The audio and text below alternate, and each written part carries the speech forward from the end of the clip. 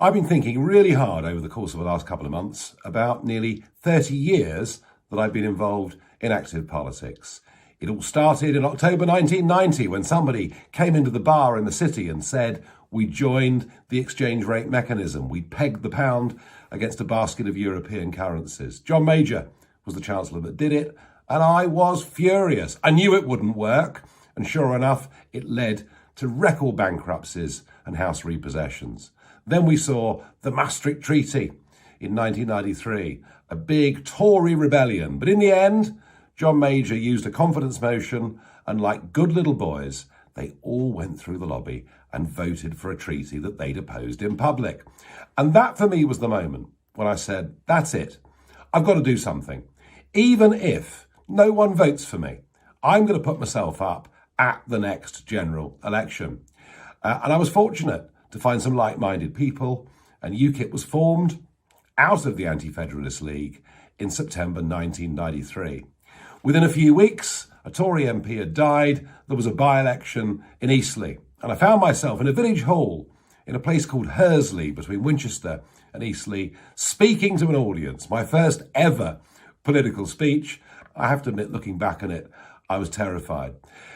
And really, the truth of it is, I never, ever stopped campaigning. The issue that got me to leave business was our membership of the European Union. I was convinced that if folk knew what it really stood for, if they understood the truth about the cost of it, the desire to take away our liberty, our independence, I knew that Middle England, that ordinary folk would say, we don't want this. And it was a very, very long battle. I guess the lucky thing that happened was that in 1999, we had European elections contested under proportional representation. So I found myself going to the European Parliament. Indeed, I thought the day I left last year, I'd actually been there in 4 different decades. So it was a long, hard fight. It was very difficult to get people to understand what sovereignty meant. Very difficult to get people to believe the extent to which we'd given away the ability to govern our country. And actually, it was sort of political heresy to even suggest that we should leave the European Union. We were treated as if we were the wild men from the hills. And then, of course, in 2004, the doors were opened unconditionally, first to 8 and then to 10 former communist countries. The government said an extra 13,000 people a year would come. Well, we all know that hundreds of thousands did. So this has been my life's work, getting us out of the European Union. And when in 2016, we won the referendum 52-48, I then took that moment to say, look, I think I've done everything I can possibly do. I know the Conservative government will not want to use me in any way at all, although I'd like to have been used. And I stood down as leader of UKIP and I said, I want my life back. But of course, it wasn't a completely clean break because I was still an MEP. I was still leading a group in the European Parliament. But I did start to develop media, extended social media, and that was the way that my life was going. Then, of course, when Mrs. May and her government absolutely betrayed all the promises that they'd made to the British people, and when I saw the Westminster establishment doing their utmost to overturn the result of the referendum, to make us vote again, that was when I knew something had to be done.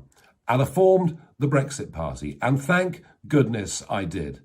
I think if I hadn't done that, which led to us winning the European elections despite only being launched for a few weeks with over 5 million votes, I think we wouldn't have left. But I'm pretty certain we wouldn't have left.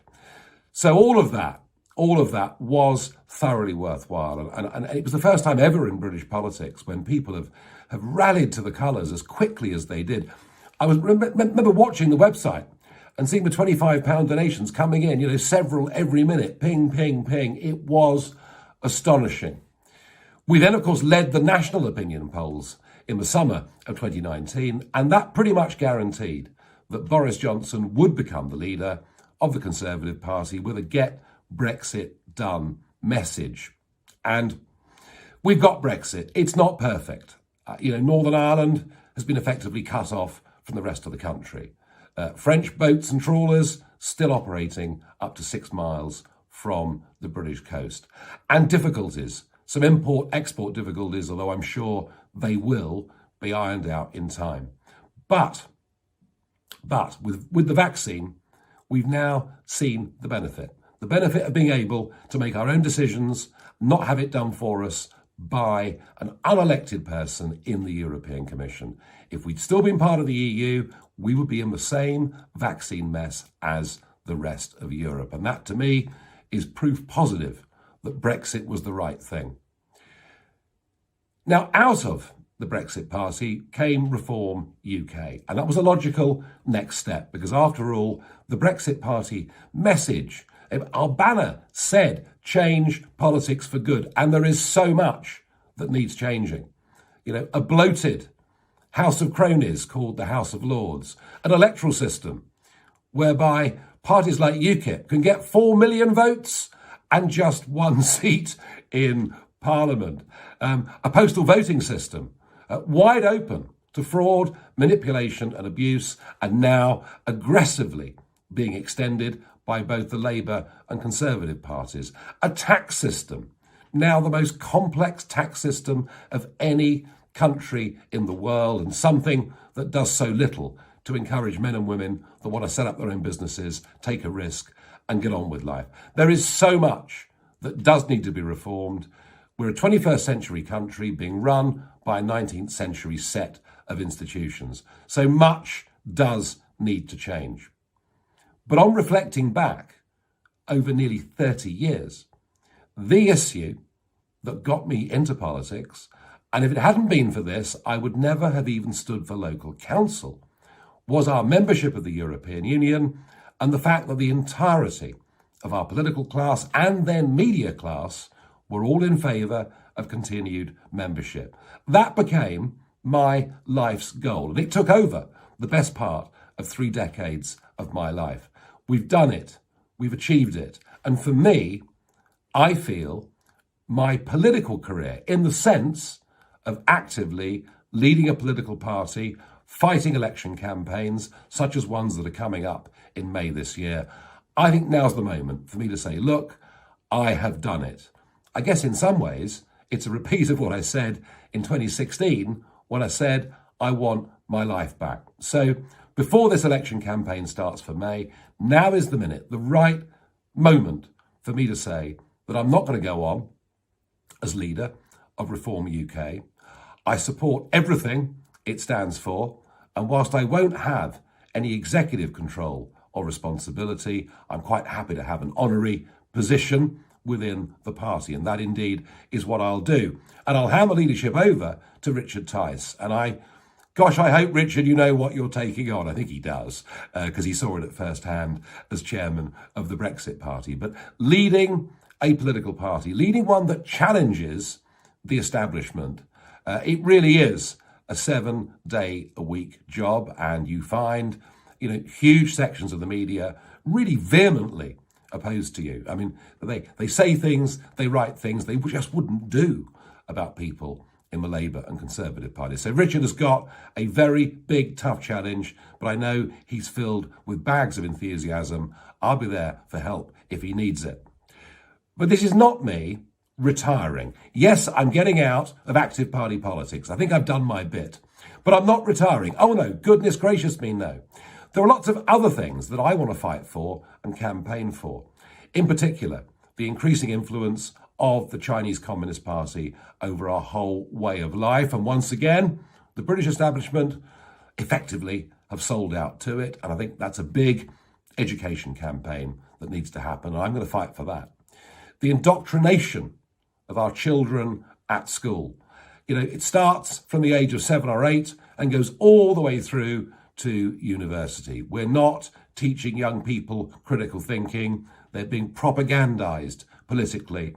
And I think in many cases, encouraged to hate this country and everything it's ever stood for. And I want to fight that. And there are some environmental causes that I care strongly about, such as the health of our oceans. And let's get planting trees. Everybody talks about it, but nobody actually does it. So I'm going to battle and fight for all of those things that I believe in, very, very passionately. I'm going to continue with a career in media, in social media. As many of you know, I've taken YouTube pretty seriously over the course of the last year. I'm not going away. I'm still going to fight and battle for change. We got Brexit. There's an awful lot more to do. But from me, after nearly 30 years, 1993, when I first put myself up for election in Eastleigh, for me, that's enough of active politics. And you know something? I've actually achieved what I set out to do. And I don't think there are many people in politics that can ever say that. And whilst much of it was a very long, hard road, not just for me, but for those around me, at the end of the day, it really was worth it. And none of it could have happened without thousands of you, tens of thousands of you, standing in local council elections, donating money, going out delivering leaflets, knocking on doors, manning street stalls. Tens of thousands of people have assisted me to do this. And out there in the country, millions of people, millions and millions, probably between 6 and 7 million people at some point voted for parties that I led. They had the confidence in me and the team around me to do that. And that is what completely changed British politics. That is what got us back our independence. I'd love to come and meet you all. It's not possible, but now really is the moment for me to say a massive, massive thank you to all of you who put your trust in me. And we did. Took a long time, but we did deliver. Thank you.